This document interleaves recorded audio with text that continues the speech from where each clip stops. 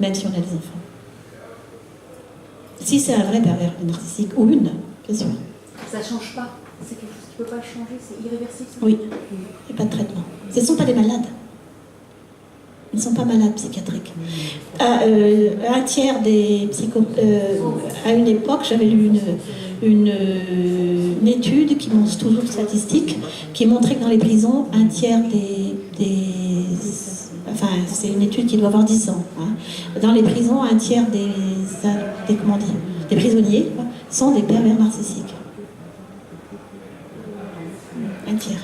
Comment avoir la certitude que c'est un pervers narcissique? Parce qu'aujourd'hui c'est tellement utilisé, tellement... Bah oui, bien sûr, c'est des voyers.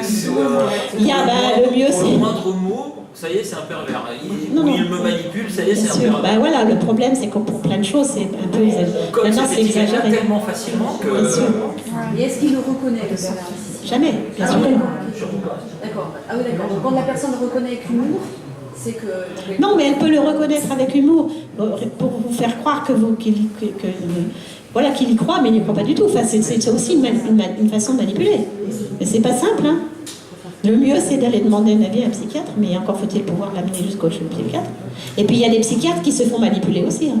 Il faut connaître le dos. Le pervers n'ira pas se faire... Mais peu importe, mais finalement, peu importe. Si vous n'êtes pas bien avec quelqu'un, il ne faut pas rester, même si vous avez des enfants. Est-ce que c'est tout. Ça se transmet génétiquement?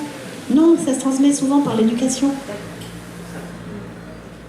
C'est une question d'éducation souvent. Jusqu'à preuve du contraire, on n'a pas réussi à trouver un gène de la perversion. Ça serait trop facile. Quand on cherche quelqu'un, c'est pas de pervers, c'est ça? Enfin, dans les expériences. Pour revenir au sujet. Après, il y a les pervers. Après, il y a les pervers. Il y a d'autres styles de pervers. Il y a les pervers sexuels. Mais bon, c'est pareil. Vous n'allez pas fourrer un pervers sexuel si vous avez des enfants. Mais on ne peut pas le savoir non plus à l'avance. C'est pas évident. C'est pas écrit sur leur tête. Hein. Non. Là aussi, il y a plein d'histoires, mais bon, heureusement qu'il y a quand même des belles histoires. Quelqu'un qui s'aime beaucoup et qui aime que tout le monde l'aime, il commence à se poser des questions quand même. Mais ils sont quand même, ils sont intelligents ces gens-là, hein, vous savez. Mais le problème, ils sont intelligents ces gens-là. Hein? Mais effectivement, faut faire attention. Hein? Mais après, c'est une des raisons pour laquelle, enfin pas la seule, moi je suis en fait contre le mariage. C'est plus facile même un Pax, c'est plus facile de quitter un Pax que de divorcer. Enfin, un Pax, il suffit de... Non, ça n'a pas les mêmes conséquences. Hein. Croyez-moi quand même.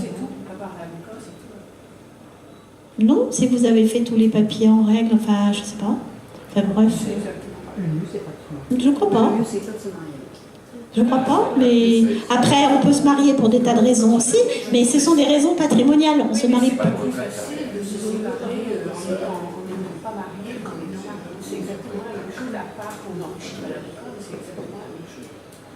Ben, vous êtes obligé, s'il ne veut pas, de prendre un avocat aussi. Hein.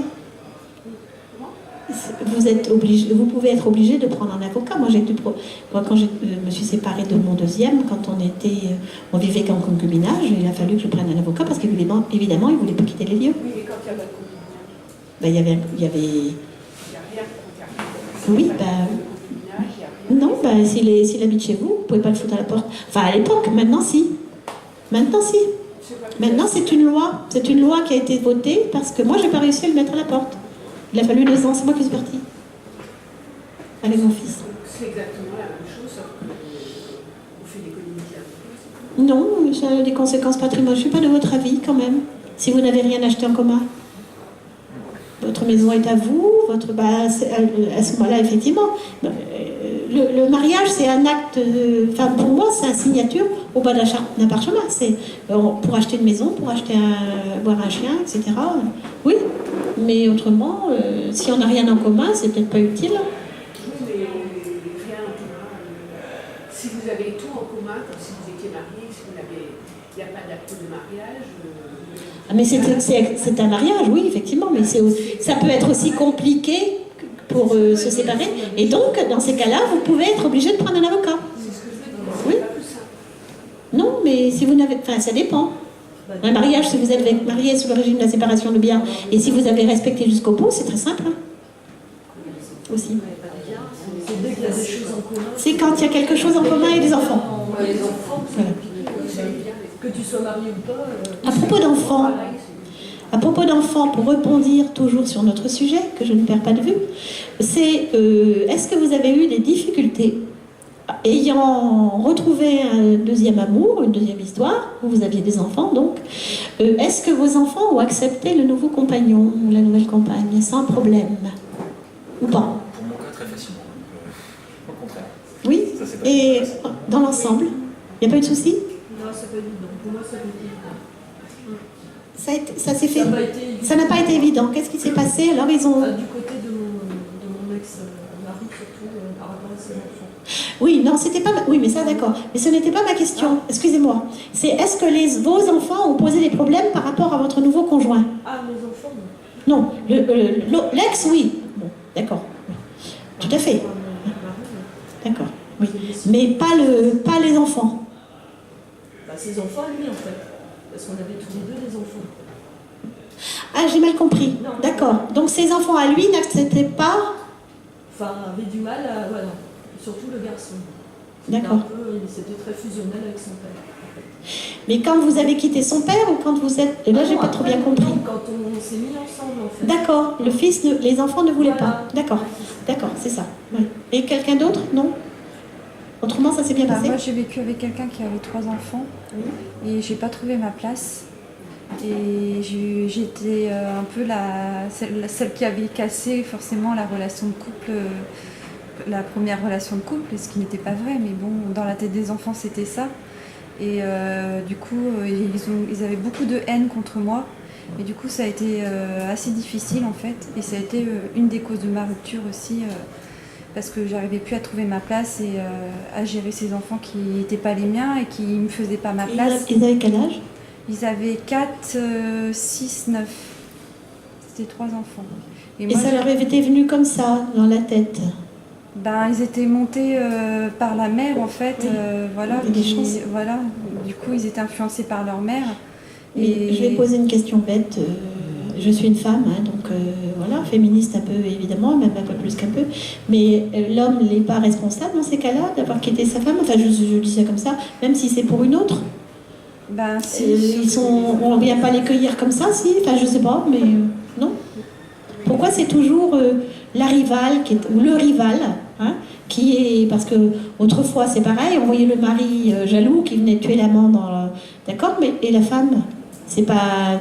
Si on est tenté, c'est que. Et si on cède, c'est qu'on veut bien. Non? Je crois. Donc la femme aurait dû aussi, et surtout, s'en prendre à son mari. Mais encore. Ce qu'elle n'oubliait pas de faire aussi. Ah bon, d'accord, mais vous y étiez pour rien, vous. Si le mari. En plus, si l'histoire datait d'après, c'est vrai que c'est un peu ridicule. Mais enfin, bon, donc les enfants étaient montés. Oui, beaucoup. Ouais, Oui. ça, c'est embêtant. Ouais. Oui, c'était très dur C'était très violent, quoi. J'ai une anecdote, j'ai deux anecdotes. Une dame, une amie, enfin l'amie d'une amie, qui avait 69 ans, je crois, qui est une très belle femme. Et elle avait rencontré quelqu'un sur Amiez, c'est pas sur OBS, c'est Amiez, enfin j'ai le même genre, plus ancien, je crois. Et donc, il avait menti sur son âge, et il avait dit qu'il avait 70 ans, il en avait en fait 10 de plus, 80, enfin, il était sémillant, il était bon. Et donc, il le lui dit, elle accepte quand même de venir habiter chez lui, ils étaient amoureux, enfin, ça se passait très bien, à Paris, hein, région parisienne, à Paris même, je crois. C'était une ancienne assistante sociale, elle avait un petit studio, il avait une grande maison, un peu dans la banlieue, sans doute très belle, enfin, je sais pas ce qu'il faisait dans la vie, enfin voilà.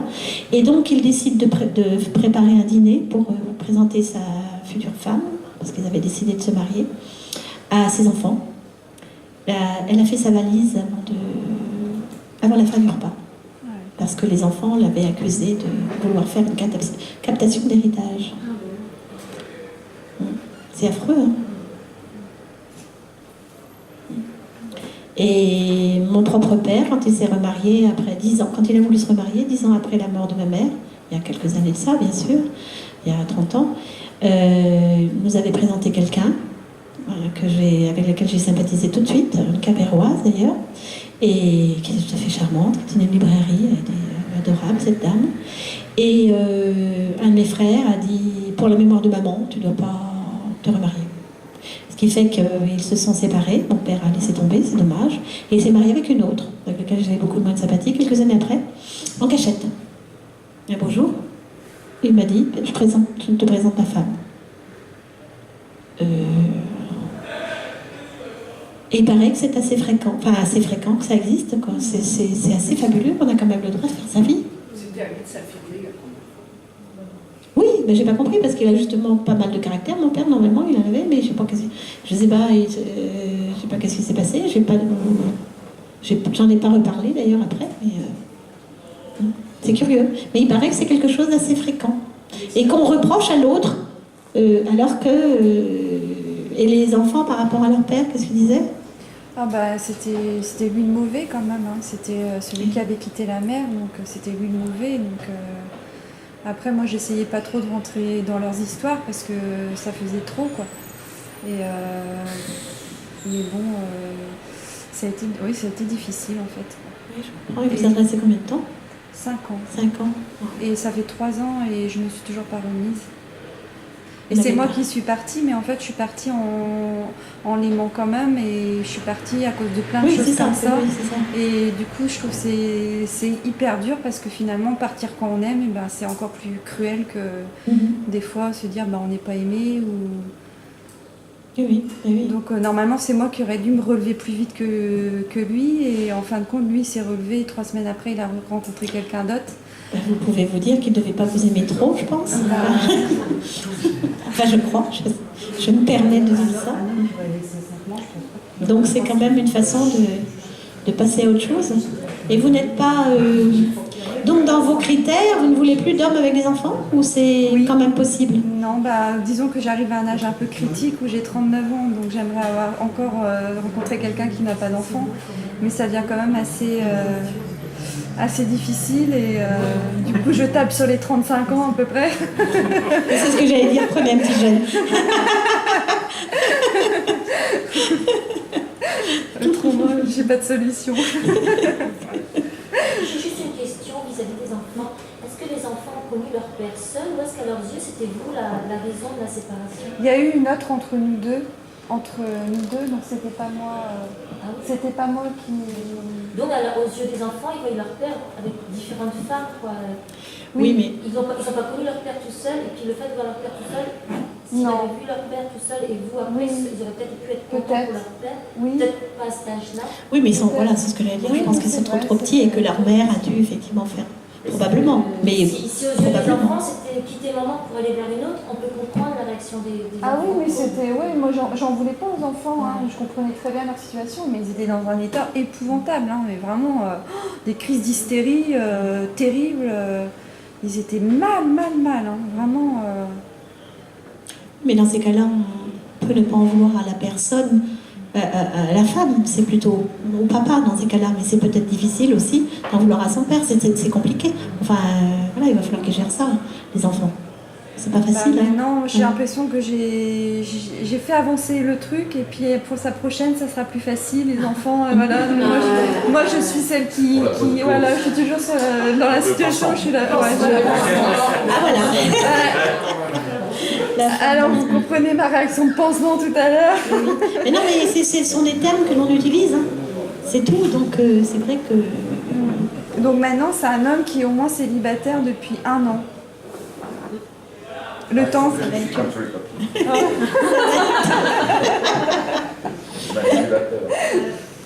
Ça va être dur parce que justement sur Mythique et compagnie, il y a un terme qui est délicat, je trouve, à gérer, mais les messieurs vont nous dire ce qu'ils en pensent, c'est le terme séparé.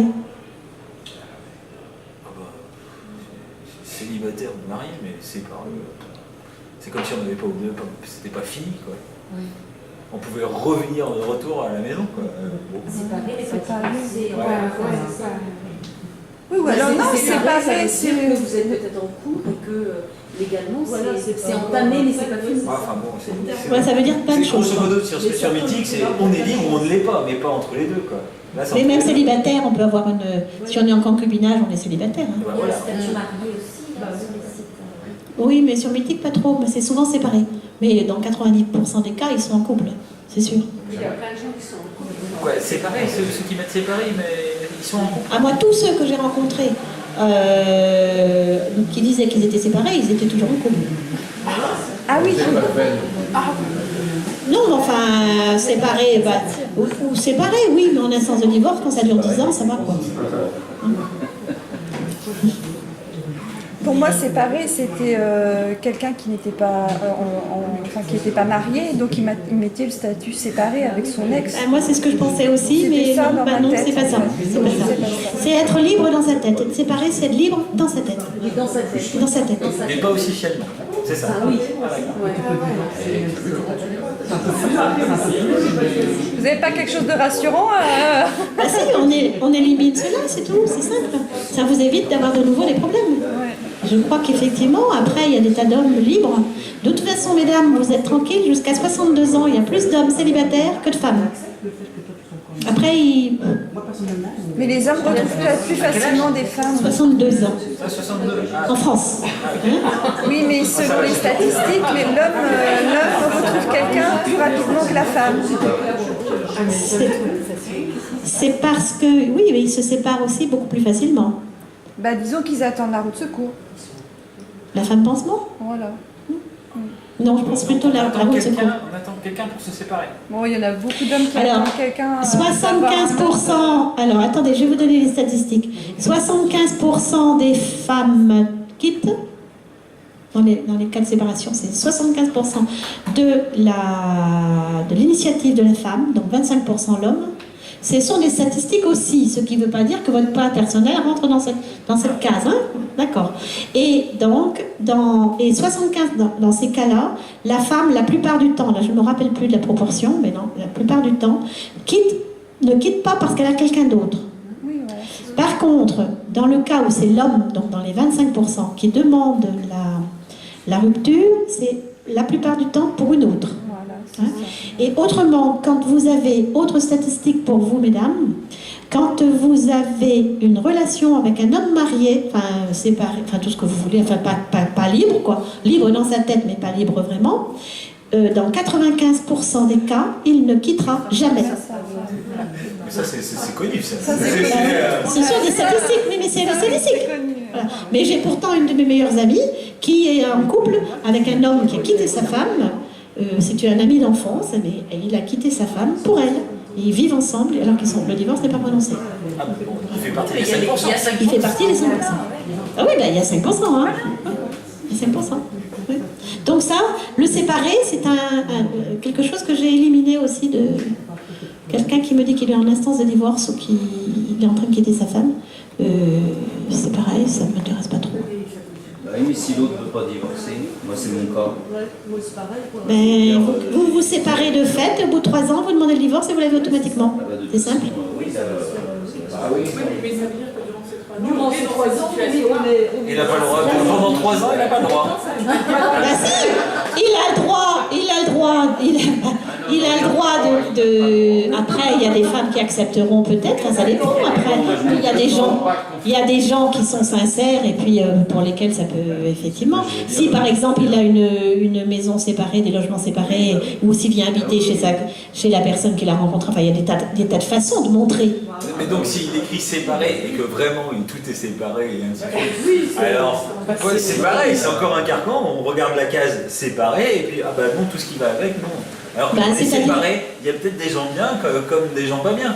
Ou comme dans ceux qui disaient je vais quitter ma femme pour la dernière histoire il y a que 5% la dernière histoire que j'ai eue et qui s'est quitté, vous l'avez d'ailleurs aperçu, hein, qui était un homme très bien, il était séparé justement, encore une fois. Je lui ai dit bon d'accord, en instance de divorce, ok.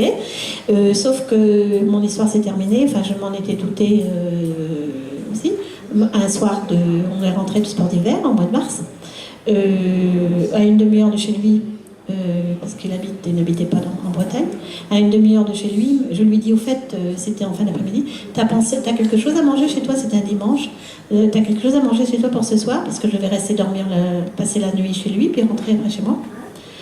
Il me dit, ah ben de toute façon, on dîne pas là, on va dîner chez mon fils. Ah, je dis, ah bon, très bien. Et on va aussi dormir. Ah, j'ai dit, ah bon, dormir? Parce que ma voiture était chez lui. Hein. Il m'a dit, oui, parce que ma femme est chez moi. Je dis, comment sa femme est chez toi? Comment ça?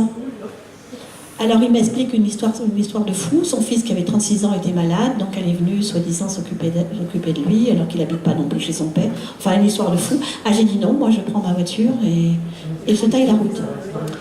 Et il m'a dit, mais enfin, je dis, mais enfin, pourquoi tu m'annonces ça comme ça? Il me dit, ça fait 2 jours, je voulais pas gâcher le reste de nos vacances. Ah, j'ai dit, ben là, t'as gâché non seulement les vacances, mais le reste. J'ai pas compris. Je trouve que c'est se foutre. Si, ben c'est ce que je vous dis, j'avais non. Ils sont un an à peu près. Ils étaient séparés. Si, ben justement, je me doutais qu'il y avait un truc qui clochait. Parce qu'effectivement, il y avait quelquefois des affaires de sa femme dedans, mais elle était séparée. Ils sont vraiment séparés en instance de divorce. Mais elle ne veut pas divorcer, effectivement. Hein? Mais voilà. Aucune des 3 ne savait qu'elle était mariée avec une autre. J'ai une amie qui m'a raconté ça, une histoire de fou comme ça, à la Baule. Elle avait une copine qui était partie avec son mari en vacances, effectivement, et puis à la Baule, ses enfants reviennent un jour en disant « Oh, c'est marrant, maman, il y a une petite fille, un petit garçon qui ont le même nom que nous. » Le père avait trouvé, c'était un homme qui avait de l'argent, il avait trouvé le moyen de louer 2 trucs. C'était plus pratique. Ouais. Il paraît que c'est vrai. Hein. Tout est possible, tout est imaginable. Mais c'est vrai que... Après, vous avez des gens qui sont cash, qui vous disent oui, mais je quitterai jamais ma femme. Bah alors voilà, bah après on choisit ou on choisit pas, c'est tout à fait. Là il n'y a pas de souci, hein. Mais si on a envie, c'est bien. Mais après tout, on est libre. On a le choix, comme ça. Il y a des femmes qui veulent bien, ou des hommes qui acceptent ça très bien, avec qui ça marche. Pourquoi pas? Moi, je ne suis pas contre, mais moi, ça ne me convient pas, c'est tout. Moi, j'ai pas envie de rester. J'ai rencontré aussi quelqu'un, une amie, une dame, ça n'a pas été une amie, justement. Je crois que c'était par OVS, il y a quelques années, au début d'OVS. J'habitais rue Sainte-Thérèse derrière, à côté des cinémas. Et donc, on avait fait connaissance par Internet, comme ça. Et puis, c'était un peu avant Noël. Et, je suis seule pour le 31. Est-ce que pour Noël, je ne sais plus, est-ce qu'on pourrait éventuellement passer la soirée ensemble? Je dis pourquoi pas, moi j'avais des amis, moi j'étais séparée, donc j'étais célibataire. Donc séparée, effectivement, mais célibataire, divorcée, mais célibataire à ce moment précis. Donc je passais la soirée avec mon fils et des amis. Je dis pourquoi pas, donc on a pris un pot ensemble, elle était très sympathique, intelligente, etc. Elle était institutrice, bon, très bien. Et puis on discute et on me dit, bah voilà, mon compagnon est marié, donc il reste avec sa femme pour Noël, le 1er de l'an. Donc je dis ouais, c'est embêtant, bon, d'accord. Alors elle est venue avec nous passer la soirée, je sais plus si c'est le 1er de l'an ou le Noël, peu importe, bon, je crois que c'est Noël, je crois, enfin je sais plus. Bon, ouais. Et donc, sympa, etc. Puis après, je l'ai invitée, je voulais la revoir, parce qu'elle était sympa, pour aller au cinéma, parce qu'elle aimait bien le cinéma. Bon, à côté, c'était les arcades, je ne sais plus maintenant. Hein, bon. Et puis, je l'ai invitée une fois, 2 fois. Elle me dit, ah ben, je ne sais pas, j'attends Bidule, il va peut-être venir, il va peut-être passer. Ça va, quoi. C'est pas possible. Et moi, ça m'est arrivé donc avec un des 3, là, le 3e avec lequel j'ai eu un coup de faute qui est là. Et puis un beau jour, là aussi, je me dis ça va. J'arrivais à Paris, parce qu'il était parisien, il est parisien. Et je lui annonce que j'arrivais, parce que j'allais 1 semaine sur 2 à Paris à l'époque, pour travailler. Et donc, je lui dis, je suis dans le train, j'arrive. Bon séjour. D'accord. Ok. Oui. Bon. J'ai compris.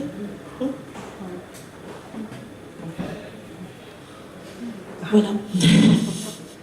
Mais effectivement, ça ne se fait pas comme ça d'un coup. On se rend bien compte que, voilà, je passe les détails, hein, mais on se rend bien compte qu'il y a un truc qui ne va pas. Hein, mais bon, bien sûr. Mais à un moment, il faut prendre les décisions. Hein. Mais c'est quelque chose, effectivement. Mais il y a des personnes que ça ne dérange pas. Hein, si c'est une fois comme ça, c'est pas grave d'avoir un homme marié, après tout. C'est leur problème. C'est pas celui de la femme avec qui il trompe. C'est le problème de l'homme et du couple. Mais, enfin, moi, c'est mon opinion. Mais après, avoir une double vie, non. Je trouve que c'est compliqué pour tout le monde. Et puis, voilà, la société française est faite, pour l'instant, de monogamie, du moins, ou de polygamie, comment on dit, successive. Hein? Pas de polygamie, c'est-à-dire, la polygamie, c'est avoir plusieurs femmes plusieurs conjoints en même temps. Gamme, c'est mariage, donc ça devrait pouvoir s'adapter aux femmes comme aux hommes. Hein? Mais maintenant, on parle de polygamie successive quand on n'a pas qu'une seule femme dans sa vie, ou un seul époux, dans toute sa vie. On en a tous les ans, tous les 2 ans, tous les 10 ans, tous les 20 ans. C'est ce qu'on... Voilà, c'est pas pareil. Monogamie successive. Ben, il y en a qui appellent ça de la polygamie. Bon, enfin bon, après c'est une question de terme. Voilà, aussi. Voilà. Mais bon. Est-ce que vous pensez qu'une deuxième... Je ne sais pas quelle heure il est, j'ai oublié de mettre ma montre. Oui, 20 heures. D'accord. Et est-ce que vous pensez en général que la deuxième, les seconds, ou troisième ou quatrième, enfin, oui, est-ce qu'il y en a plusieurs ou est-ce que le deuxième doit être est souvent plus long ou pas que le premier? Ou est-ce qu'on quitte plus facilement parce qu'on n'accepte plus, parce qu'il n'y a plus les enfants, à moins qu'il y en ait d'autres, ça peut arriver aussi, mais est-ce qu'on accepte moins facilement, ou est-ce qu'on accepte plus facilement de rompre une deuxième fois ou pas? On quitte beaucoup plus vite. On quitte plus vite. Bah oui, puisque forcément, comme on a des degrés de comparaison, parce que c'est vrai, normalement, on n'a pas le droit de comparer, mais on compare, c'est intuitif. Pourquoi pas le droit? Enfin, c'est pas bon normalement de comparer, mais bon, on compare. Donc forcément... vous pouvez pas faire autrement, si? Oui, on ne peut pas faire autrement parce qu'on a son vécu, mais tout de suite on verra, ah, tiens ça va pas, hop, dans la case pas bien, ça va, hop, dans la case bien, et l'amoncellement se fera beaucoup plus rapidement. J'avais une amie, je crois que je vous en ai parlé déjà, qui faisait 2 cases, hein, je crois que je vous en ai parlé. Elle faisait une colonne avec les biens et une colonne avec les positifs et les négatifs. Et si le négatif l'emportait, elle me disait, je baigne. Elle est mariée hein, maintenant, depuis longtemps, avec le même. Mais c'était avant. Elle s'est mariée tardivement d'ailleurs, ouais, autour de 40 ans, peut-être plus. Oui. Mais c'est-à-dire qu'avec le temps, on devient aussi plus... Moi, je connais des couples qui se sont faits sur le tas, enfin, après 40 ans, quoi. Oui, sur le tas, qui durent fort, hein, fort. J'ai bon espoir de rencontrer quelqu'un. Oui. Je suis jeune quand même encore. Mais même, dans les maisons de retraite, il y a des gens qui se rencontrent. Hein. Il y a des gens qui se marient. Même à 100 ans, il y a eu dans le journal l'autre jour, je crois que c'était plus de 100 ans, il y a des gens qui... Enfin là, c'est un peu le gag, mais pourquoi pas, on peut s'aimer, il n'y a pas d'âge. Il n'y a pas d'âge pour ça c'est sûr. Ce qu'il y a, c'était revenir à la question aussi, comment on fait en fait pour... parce que vous parliez de la femme qui n'a pas fait son deuil là, 30 ans après, on peut se demander pourquoi elle n'a pas fait son deuil, qu'est-ce qui s'est passé pour que le deuil ne se fasse pas, et comment faire pour vraiment faire son deuil, quoi. Bah, est-ce que quand on a aimé vraiment, eh ben, on n'aime pas forcément toujours en fait? Si, mais moi c'est ce que je vous dis, c'est ce que j'ai vécu, ça m'a pas empêché de vivre d'autres histoires. Et je ne l'ai pas vu pendant 20 ans. Je l'ai revu juste la veille de sa mort. Parce que je l'ai su. Je l'ai su. Je ne sais pas comment, mais c'est des trucs bizarres, mais voilà. Je suis allée à la Cavale Blanche. Peut-être le plus dur, c'est de pas dire... Et j'ai pardonné. Oui, c'est finalement de partir sans se dire les choses, en fait. C'est ça qui meurtrit le plus, je pense. Il n'y a pas eu le point... Il n'y a pas eu le point final. C'est sûr, c'est dur. Quand le point final n'est pas mis... Mais ça reste des blessures. Mais cette personne-là qui est restée 30 ans, enfin qui avait divorcé il y a 30 ans et qui n'arrivait pas à remettre, c'est qu'effectivement, elle n'a jamais compris, mais elle n'a pas eu les explications. Mais même quand on a les explications, est-ce que c'est... Est-ce que c'est obligatoirement aussi? Parce que moi je vous dis les explications, je savais pourquoi, mais lui il ne m'a jamais dit. Je savais aussi pourquoi et j'ai compris pourquoi il avait cette maladie, parce que pour moi c'est une maladie. Et la seule réponse que j'ai jamais eue, c'est je suis un con. Mais bon, c'est pas satisfaisant. J'aurais voulu pouvoir lui parler, mais c'était pas possible. C'était tellement lourd au-dessus de lui. Mais c'est vrai que après, j'aime pas ceci, cela, j'aime pas tes parents, j'aime pas. Ça joue aussi ça. Hein, j'aime pas tes parents. Ça peut jouer énormément dans les relations. Hein, parce qu'on est trop près, par exemple, ou au contraire trop loin. Ça peut jouer. Mais est-ce que ça suffit comme explication? Je sais, c'est pareil, la communication, ce ne sont pas que quelques paroles. C'est vraiment essayer de... J'ai une amie aussi, celle qui vit en couple d'ailleurs maintenant, là, qui m'a raconté qu'elle avait vécu pendant 25 ans avec un homme, elle était heureuse apparemment. Il s'est noyé donc un jour, Becmeil ou par là, en retour de pêche. Et quelques temps après, son fils lui a dit « Ah, c'était bien quand même quand on allait avec papa en voilier. » Parce qu'ils passaient toutes leurs vacances sur l'eau les week-ends. Ah, il avait un voilier, je ne sais pas si c'est à Bénoudé, ou je pourrais non peut-être. Et la mère lui a répondu à son fils « Mais j'ai toujours détesté ça. C'est horrible. Est-ce qu'il faut avoir la même passion, pour revenir à ce que vous disiez, pour le bricolage? Elle n'a jamais bricolé, par contre elle tenait son ménage parfaitement. Alors... Et il y a effectivement des gens qui sont passionnés par quelque chose, l'autre n'est pas obligé. Mon mari aimait le foot, par exemple, enfin en tant que spectateur. Moi, j'aurais préféré qu'il aille taper dans un ballon. Mais bon. Moi, je faisais du tennis ou du cheval, mais j'étais toute seule. Enfin, j'avais des partenaires, j'arrivais à en trouver, mais le cheval, j'y allais toute seule. Enfin, ou avec les enfants. C'est pas obligatoire non plus, mais... pour ceux qui font du golf, c'est peut-être plus pratique, je sais pas. Mais j'aime pas trop ça, mais je sais pas, il y a des sports qu'on peut faire ensemble, des passions qu'on peut partager, mais on n'est pas obligé de tout partager. Si on fait... je sais pas, c'est pas si simple, quoi. Mais ça c'est clair, mais effectivement, on peut être toujours l'un avec l'autre. Il faut garder sa personnalité, mais quand même un minimum. Je suis persuadée aujourd'hui qu'il y a un minimum de partage et un minimum de dialogue. Parce que sinon, il y a un effort. Même le non-dit. In medio stat virtus, c'est ma grande formule. C'est-à-dire, c'est dans le milieu qu'est la vérité. Il faut que ça soit une balance entre le yin et le yang, enfin tout ça. Ouais. Je crois, oui, bien sûr. Et bien, c'est le non-dit qui est le plus dur. Que si tu as les mêmes envies, les mêmes passions. Oui, mais... C'est pas sur la même longueur. Si tu as la même passion et que tu n'as pas du tout les mêmes idées de vie, parce que là, au bout d'un moment, ça ne peut pas coller. Après, à partir du moment où on n'est pas obligé d'aimer les mêmes choses, mais où on se le dit et on sait que l'autre, on l'aime. Et puis il faut lâcher la bride, il faut savoir. S'il y a un qui aime faire du golf, on peut le laisser une après-midi par semaine. Alors, je sais pas moi, bien sûr. Je trouve aussi. Mais il faut en parler, encore faut-il en parler. Oui, c'est ça. Parce que c'est. Moi, ce sera mon credo. Oui. Donc vous voulez quelqu'un qui communique. Ben oui, ça se comprend. Et pas forcément. Et un minimum de vie, enfin de vie partagée. Je ne demande pas qu'il soit 8 heures à la maison. Et il y a aussi le fait, voilà, quand vous n'avez pas connu ça, moi j'y arrive, là je suis arrivée, le virage de la retraite. Parce qu'effectivement, il paraît qu'il y a beaucoup de ruptures maintenant à cause de ça. Et ça, ce sont les hommes qui demandent la rupture. Non, c'est parce que... Il faut chercher un jeune. Bon. Enfin bref, je crois que la conclusion, ça va être, encore une fois, même pour retrouver l'amour, il faut communiquer. Il faut savoir ce dont on ne veut pas, mais peut-être accepter un petit peu de nuance. Hein, parce que, effectivement, les séparer, ben oui, quand on est clair et net, pas de problème. Mais c'est quand que c'est un peu douteux que, effectivement, bon, hein, il ne faut pas mentir non plus, je crois que ça ne sert à rien. Ça ne sert à rien de mentir. Hein. Et puis, communiquer, mais pas qu'avec la parole.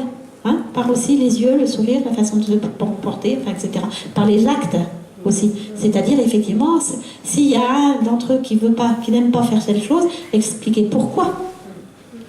Hein, ça peut être tout simplement aussi des choses d'enfance, etc. Et on peut changer d'avis là-dessus, par contre. Si c'est, par exemple, une histoire d'enfance qui n'aime pas, qui fait qu'on a, par exemple, des gens qui n'ont pas appris à nager correctement parce qu'ils ont failli se noyer quand ils étaient petits, ou qui ont peur de monter dans les ascenseurs, donc qui ne veulent pas prendre un avion, qui ont une peur panique de l'avion, par exemple, hein, ça peut se maîtriser, enfin, ça, on peut en discuter, on peut trouver des solutions, enfin, voilà, mais pas... donc il faut parler, il faut communiquer, et pas que parler, d'accord ? Voilà. Bon, et je sais, on n'a sûrement pas fait le tour de la question, mais enfin, c'est pas grave, hein, on est là pour parler avant tout, hein, et raconter des anecdotes. Je vous proposais, si vous voulez bien, à Brest, ils ont été d'accord, on va un peu évoluer, on va toujours rester dans le relationnel, et on va pas rentrer dans le hard, des trucs comme ça, mais je pensais qu'il était important, justement, de parler d'un petit peu d'autre chose, du vif du sujet de la sexualité.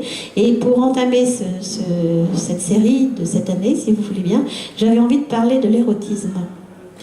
Et qu'est-ce que c'est que l'érotisme pour chacun d'entre vous, hein, et le comparer brièvement, parce que c'est pas non plus ma tasse de thé, mais on peut en parler, de la pornographie. C'est pour ça que j'aimerais bien que l'on puisse discuter de ce que vous pensez qu'est l'érotisme, et donner des exemples si vous voulez, ou pas. Hein. Il y a par exemple une personne après qui m'a parlé de ce fameux tableau qui s'appelle L'origine du monde, hein, qui est, voilà, hein, que Lacan avait dans son bureau derrière une tenture, paraît-il, hein, qui est une représentation du sexe féminin. Mais est-ce que c'est érotique ou pornographique ? Parce que la différence, la définition traditionnelle entre les deux, c'est l'érotisme évoque et la pornographie montre. Alors là, ça se discute puisque l'origine du monde montre un sexe féminin, mais poilu, donc qui cache. Donc ça vaudrait la peine d'en discuter éventuellement, parce qu'effectivement, c'est une... Hein, c'est la différence entre les deux. Où se place-t-elle ? Parce que à Brest, là, une des premières fois, j'avais une de mes amies d'ailleurs, qui disait qu'elle répare des ordinateurs. Et des ordinateurs en panne, et donc elle a l'occasion de voir ce qu'il y a dedans. Hein. Alors 80% des ordinateurs montrent que les gens, en particulier si c'est des ordinateurs d'hommes, regardent des sites pornographiques. Hein. Donc c'est un peu... Je ne veux pas dire que ça soit mal, c'est pas la question, mais effectivement, on peut définir qu'est-ce que vous pensez, vous, et je vous donnerai mon avis aussi, parce que c'est pareil, on est là pour discuter, on n'est pas là pour juger, hein, du tout. Est-ce que c'est une bonne chose qu'un enfant... Un jeune regarde ça sans savoir exactement ce qu'est la sexualité. Moi, je ne crois pas, pour moi, hein, parce que la sexualité, c'est tout un ensemble de choses. Ce qui ne veut pas dire que la pornographie soit obligatoirement mauvaise, mais il y a peut-être des nuances à donner. C'est mon opinion. Mais j'aimerais bien qu'on en discute. Hein, voilà. Donc, on n'est pas obligé de décrire... moi, j'ai jamais vu un film pornographique entier, parce que ça m'en kiki. Hein, parce que bon, c'est tout pareil, on sait comment c'est fait. Enfin, pour moi, hein, pour moi. Par contre, les films érotiques et les livres érotiques, ça, ouais, c'est chouette. Surtout quand on les lit avant de se coucher, là. Oh, après, wow. Voilà. Hein. Et donc, pour moi, par exemple, depuis des années, les deux choses qui sont les plus érotiques que j'ai pu voir, parmi les choses les plus érotiques que j'ai pu voir, je ne sais pas si vous les connaissez, c'est des films assez anciens. Il y a Le Vieux Fusil. Est-ce que vous connaissez Le Vieux Fusil ? Avec Romy Schneider. Et à un moment, je trouve ça d'un érotisme absolu, où elle relève la voilette de son chapeau pour prendre une coupe de champagne. Hein ? Et voilà, et oui, ça suggère tout ce qu'on veut. Après c'est la foldologie, c'est-à-dire l'imagination, hein, comme disait Freud, qui fait qu'on imagine la suite. Parce que si on vous montre tout, eh ben, vous n'imaginez rien, vous regardez, puis c'est tout, et puis ça vous plaît ou ça vous plaît pas. Et la deuxième chose, c'est dans La leçon de piano, qui est un film aussi assez ancien, un peu plus récent, où il y a Hervé Kettel, donc je ne sais plus comment elle s'appelle l'actrice, j'ai trop de mémoire, qui tourne, elle est en train de jouer du piano, et elle a son bas qui a un trou, et il le tourne, il met son index autour du trou, c'est tout ce qui se passe, sans parler. Et là, on peut évoquer le désir, enfin tout quoi. On voit... On voit une pub de chocolat en forme de poitrine. Enfin, pour les enfants qui regardent, ils ne se rendent pas compte, mais un adulte qui voit la pub, on voit tout de suite à quoi le créateur a voulu faire. Oui, tout à fait. Alors il y a des qui sont érotiques. Oui, tout à fait. Ou qui sont érotiques, ou qui sont... Oui, voilà. Tout à fait. Bien sûr. Bien sûr. Il y en a qui sont très bien faites. Oui. Ah bah oui, par exemple. Oui, tout à fait. Oui, tout à fait. Et puis les pubs pour Nescafé, là, avec la voix, comment il s'appelle Georges Clooney. Oui. Ouais, voilà. Par exemple, il y a tout ça, pour moi, c'est effectivement de l'érotisme. Après, on peut en discuter, parce qu'effectivement, ça dépend ce qu'on... On a tous la même définition. Mais on n'a pas tous la même définition. Parce que moi, je me suis disputée un jour avec Crépeau, qui est un grand patron de l'imaginaire érotique international. Hein. Et je lui disais que non, l'érotisme et la pornographie, c'est pas la même chose. Lui, de Mexique. Mais dans l'érotisme, ça peut aussi, ça dépend qu'est-ce qu'on appelle vulgarité. Enfin, on en discutera. Hein. Mais on va rester dans les... sauf si vous voulez qu'on en parle, moi ça ne me gêne pas. Hein. Mais c'est comme vous voulez. Hein. On peut rentrer dans les si vous voulez. Il n'y a pas de souci. Moi, ce qui me gêne dans la pornographie, c'est l'irrespect de l'autre. Oui. C'est pas la vulgarité. La vulgarité, encore, c'est pas ça.